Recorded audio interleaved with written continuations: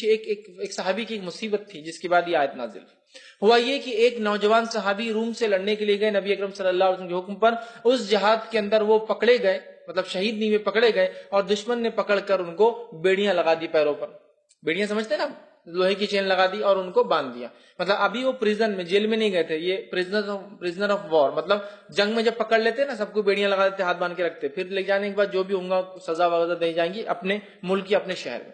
تو ابھی ان کو بیڑیاں لگا کے رکھ دی گا, مطلب جنگ میں پکڑے گئے ہیں, جنگ ختم نہیں ہوئی ابھی. اب جنگ میں یہ پکڑے گئے, ان کے والدین کو خبر پہنچی کہ آپ کے بیٹے کو پکڑ لیا گیا ہے.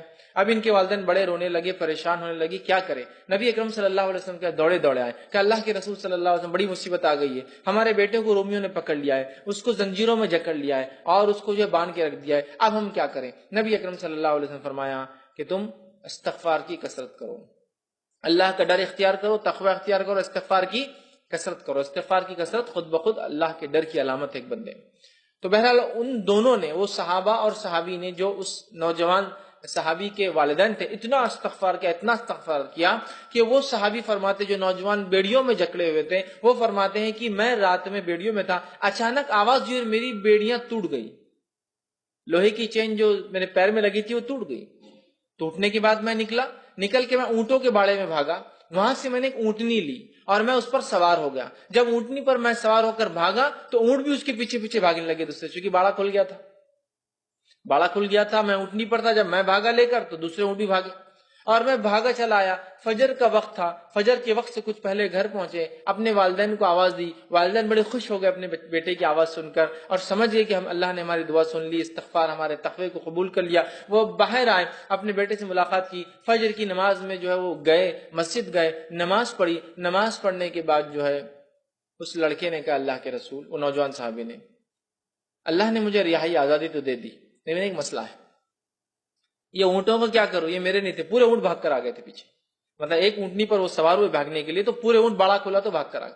اب یہ اونٹوں کو کیا کروں, دشمن کے اونٹ ہے نا, میرے نہیں ہے, میں نے تو ایک مینس ذریعہ اختیار کیا بھاگنے کا, یہ اونٹ, اب کیا کروں. تو یہ آیت نازل ہوئی, وَمَن يَتَّقِ اللَّهَ يَجْعَل لَّهُ مَخْرَجًا.